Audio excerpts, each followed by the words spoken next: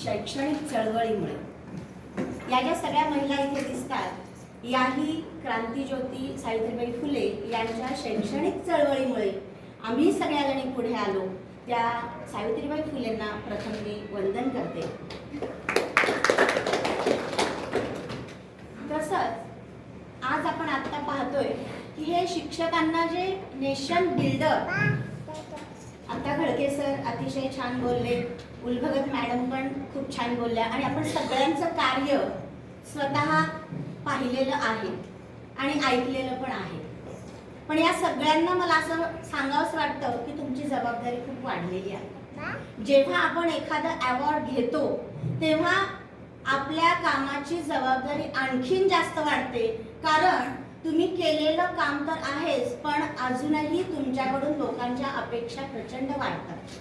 जसं आत्ता मी या ठिकाणी बोलायला उभी आहे, मी रोटरीच्या कार्यामधून बऱ्याच वेळा बोललेली आहे, पण आज अजून माझ्याही मैत्रिणीच्या अपेक्षा वाढल्या की मी अजून आज काय बोलणार आहे. म्हणजे असं असतं की एकदा आपण बोलायला लागलो किंवा कार्य करायला लागलो की लोकांच्या आपल्याकडून अपेक्षा वाढतात आणि आपण त्यांच्या अपेक्षा पूर्ण करण्यासाठी खूप धडपडतो, खूप प्रयत्न करतो. मी शैक्षणिक क्षेत्रात आहे त्यामुळे मला माहिती आहे की शिक्षकांना किती प्रचंड कामं आहेत. बघा, शिक्षक कुठेच कमी नाही, ऑलराऊंडर आहे. निवडणुका निघाल्या, आता आम्हाला सगळ्यांना लेटर आलेले आहे. निवडणुका सुरू झाल्या की शिक्षकांना लेटर, विधानसभेच्या असू देत, लोकसभेच्या असू देत, एकमेव कार्यकर्ता म्हणजे शिक्षक. का? तर त्याच्या मागे मूळ असं आहे की शिक्षक हा खूप प्रामाणिकपणे काम करणारं व्यक्तिमत्व आहे. खूप प्रामाणिकपणे काम करतो, जीव ओतून काम करतो आणि कधी नाही हा शब्द शिक्षकांच्या तोंडातून कधीच येतो. कुठलंही काम सांगू द्या, शिक्षक तयार असतो. कधी कुठली ऑर्डर कॅन्सल करायला जात नाही, कारण आधीच ऑर्डर तिकडून आलेली असते, कुणाचीही ऑर्डर कॅन्सल होणार नाही. म्हणजे इतकी शिक्षकांना कुठेही असू दे, जे शाळाबाह्य विद्यार्थी आहेत, चला सगळ्या शाळाबाह्य विद्यार्थ्यांना शोधायला शिक्षक बाहेर, असाक्षर जे आहेत त्यांच्यासाठी काम करायला शिक्षक सगळे बाहेर. सगळ्यांना शोधायचं, शिक्षणाच्या प्रवाहात आणायचं, हा एक खूप महत्वाचा जो कामाचा भाग असतो ते शिक्षक अगदी प्रामाणिकपणे करतात. इथे आमच्या रोटरीमध्ये सुद्धा बरेच आम्ही शिक्षक लोक आहोत. प्रत्येकाला आपल्या कामाची जबाबदारी माहिती आहे, पण ते काम करून सुद्धा जेव्हा आम्हाला कळतं की रोटरीमध्ये आपला काहीतरी कार्यक्रम आहे तेव्हा आम्ही सगळे आमचं तिकडचं काम टाकून इकडे धावत येतो. आणि शाळेत सुद्धा मला असं वाटतं की आपल्या रोटरी मेंबरपैकी कुणीतरी आपल्या शाळेत यावा आणि आपल्या शाळेसाठी काहीतरी करावं, म्हणून ती पण एक माझी धडपड असते. आणि सगळ्या शिक्षकांचं मी आत्ता पाहिलं की बऱ्याच विद्यार्थ्यांनी, पालकांनी असं सांगितलंय की आमचे शिक्षक असे, म्हणजेच ज्या मुली किंवा मुलं आत्ता सांगत होती त्या मुलांना आणि मुलींना घडवणारे सुद्धा शिक्षकच आहेत.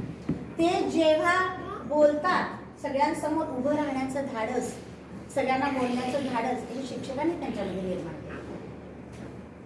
हा जो अवॉर्ड त्यांना मिळालेला आहे तो अगदी रोटरी क्लबनी खूप त्यांचा सगळा क्रायटेरिया लावून हा अवॉर्ड दिलेला आहे. बिल्डर, विद्यार्थ्यांना बांधून ठेवणारे, विद्यार्थ्यांना भक्कमपणे उभे करणारे असे हे शिक्षक असतात. आता अजून एक महत्त्वाचं म्हणजे शिक्षकांची जबाबदारी आता वाढलेली आहे. आपण सध्या समाजामध्ये पाहतोय की खूप बदलापूर प्रकरण असू दे, कलकत्ता प्रकरण असू दे, मुली शिकवा, मुली वाचवा, पण वाचवण्याचं थोडंसं काम समाजाकडून कमी पडते असं मला वाटतं. खेद वाटतं या गोष्टींचा.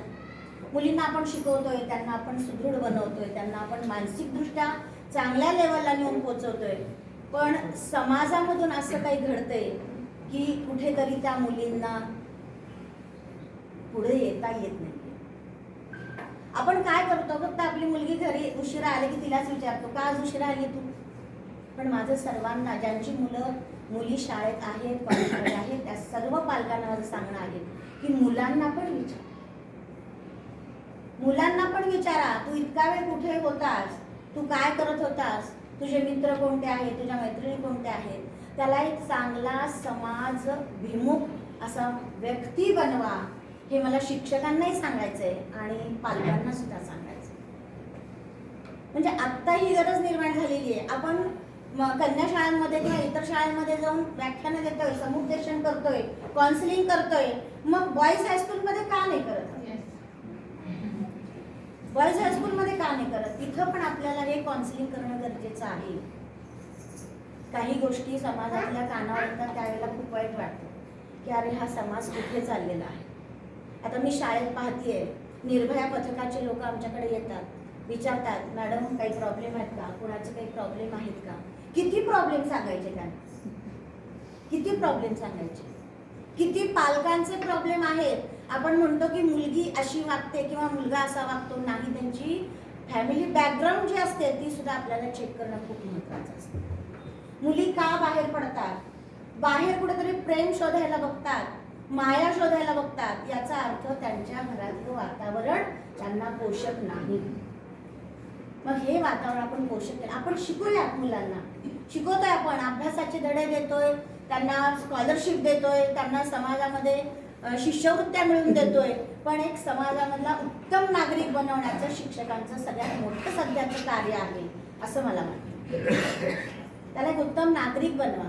तो समाजात वावरताना तो मुलींना संरक्षण कसं देईल हे आता जास्त बघणं महत्त्वाचं झालेलं आहे. म्हणजे मुलींना ज्या पद्धतीनं आपण काउन्सिलिंग करणार आहोत त्याच पद्धतीनं आपण मुलांनाही काउन्सिलिंग करावं. सर्व ज्येष्ठ शिक्षकांना पण मी विनंती करते की मुलींसोबत मुलगा आणि मुलगी यांना वेगळं बसवणं, त्यांना एकत्र येऊ न देणं, हे याच्या मागचा कुठला